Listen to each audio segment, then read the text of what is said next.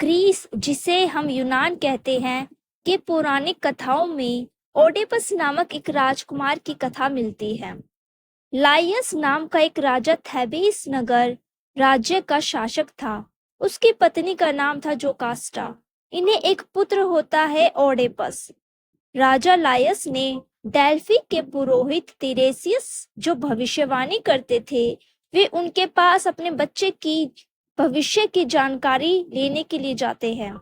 उसने यह बता दिया कि बच्चा बड़ा होकर अपने पिता की हत्या करेगा और अपनी माँ से शादी कर लेगा।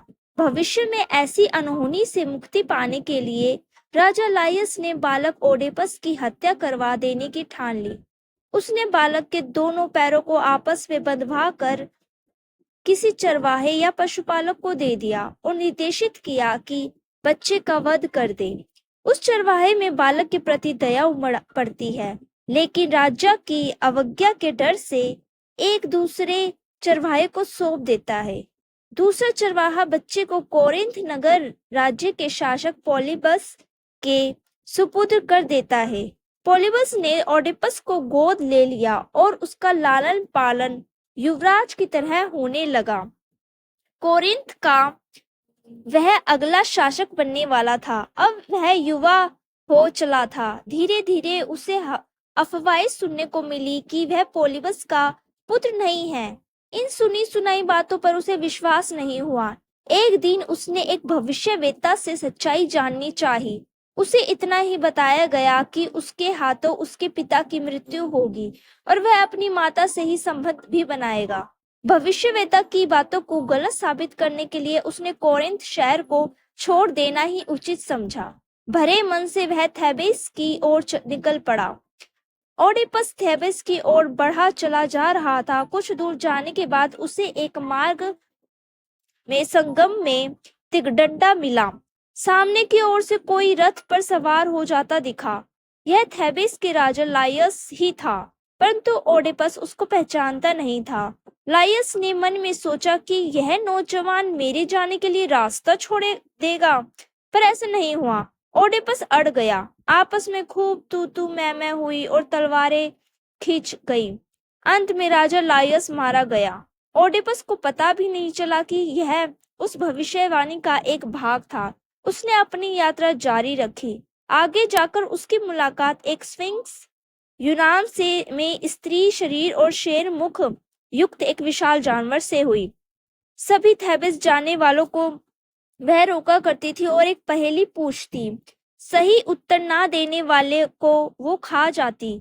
उसने ओडिपस से पूछा, वह कौन है जो सुबह 4 पैरों पर, दोपहर 2 पैरों पर और शाम 3 पैरों पर चलता है? ओडिपस ने उत्तर दिया कि आदमी ही बचपन में 4 पैरों से रेंगता है, बड़े होने पर 2 पैरों पर चलता है और बुढ़ापे में लकड़ी का सहारा लेता है। यह पहली बार था कि किसी ने स्फिंक्स को सही उत्तर दिया था। उत्तर सुनते ही स्फिंक्स वहीं मृत होकर ढेर हो जाती है और इस तरह थेबेस वासियों को उस दुष्ट स्फिंक्स से छुटकारा मिल जाता है।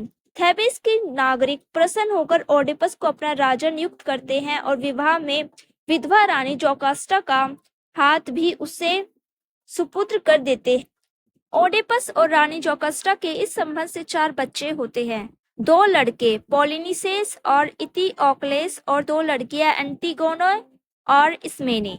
ओडिपस और जोकास्टा के शादी के कई साल बाद एक बार थेबेस नगर में प्लेग की बीमारी फैलती है।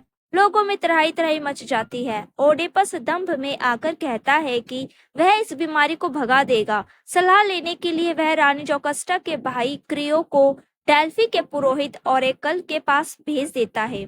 उसके वापस आने पर ओडिपस को बताया जाता है कि नगर को बचाने के लिए पूर्व राजा लायस के हत्यारे को ढूंढकर उसकी हत्या कर देनी होगी या फिर देश के बाहर करना होगा। राजा के हत्यारे की सही पहचान करने के लिए ओडिपस डेल्फी के पुरोहित तिरेसियस को, जो अब अंधा हो चला था, बुलावा भेजता है। तिरेसियस सब कुछ जानता था, परंतु वह बताना नहीं चाहता था। वह सलाह देता है कि तुम उस हत्यारे की खोज करना बंद कर दो, तुम्हारे लिए अच्छा नहीं होगा। ओडिपस नाराज होकर तिरेसियस को बुरा भला कहने लगता है। उत्तेजना में आकर तिरेसियस बता बैठता है, जिसको ढूंढ रहे हो वो तो तुम खुद ही हो और एक शर्मनाक जीवन बिता रहे हो। ओडिपस यह सब सुनकर स्तब्ध रह जाता है। उसे इन बातों पर विश्वास नहीं होता और वह पुनः अपनी खोज में लग जाता है। उधर कोरिन्थ से राजा पॉलिबस की मृत्यु का समाचार लेकर एक संदेशवाहक पहुंचता है। वह यह भी बताता है कि ओडिपस को मृत राजा ने गोद लिया था। जोकास्टा को तो सब कुछ समझ में आ जाता है। वह ओडिपस से विनती करती है कि वह लाइयस के हत्यारे की तलाश करना छोड़ दे। फिर वह अपने महल की ओर बढ़ जाती है। गलानी से अपने कक्ष में पहुंचकर आत्महत्या कर लेती है। संदेशवाहक के द्वारा बताई गई बातों की सत्यता परखने के लिए ओडिपस उस बूढ़े हो चले चरवाहे से भी मिलता है और वह भी इस बात की पुष्टि करता है कि जिस बच्चे को पॉलिबस ने गोद लिया था वह पूर्व राजा लाइयस और जोकास्टा की ही संतान थी। अब कहीं जाकर ओडिपस के सभी भ्रम दूर होते हैं। वह समझ जाता है कि थेबिस की ओर जाते हुए जिस व्यक्ति की हत्या उसके हाथों से होती है वह उसका ही पिता लाइयस था। उसकी मृत्यु के कारण ही उसे राजा बनाया गया था और यह भी कि उसने अपनी ही माँ जोकास्टा से ही शादी भी कर ली थी। घोर पश्चाताप और आत्मग्लानि से ग्रसित हो ओडिपस अपनी माँ से मिलने उसके कक्ष में जाता है और तब उसे पता चलता है कि जोकास्टा ने आत्महत्या कर ली है। मृत शरीर के चारों ओर घूमता है और तभी उसे अपनी माँ के गाउन में खुची हुई सलाइयां मिल जाती है। उनसे वह स्वयं ही अपनी आंखें निकाल देता है। अंधा हो चले ओडिपस अब पश्चाताप की आग में झुलसता हुआ थेबिस नगर को छोड़ निकल पड़ता है। मदद के लिए उसकी बेटी अंतिगोनो साथ हो लेती है। गांव गांव भटकते भटकते अंत में उसकी मृत्यु कोलिनस नामक जगह में हो जाती है।